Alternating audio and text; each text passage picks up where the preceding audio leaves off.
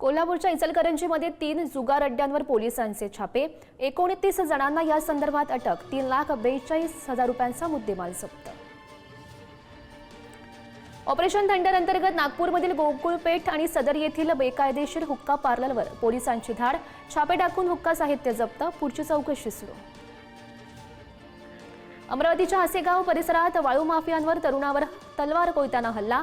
वाळू तस्करीला विरोध केल्यामुळे तरुणावर हल्ला केल्याची माहिती। पोलिसांकडून आरोपीला बेड्या।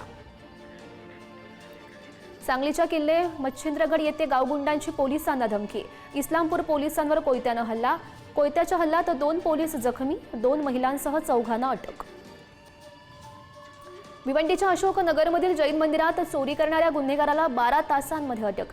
आरोपीकडून 1,85,000 रुपयांचा मुद्देमाल जप्त। नागपूरच्या बारमधील सरकारी फाईल सही प्रकरण। त्या फाईल्स आणि सही करणारे अधिकारी गडचिरोली जिल्ह्यातील असल्याची माहिती पोलीस तपासातून उघड।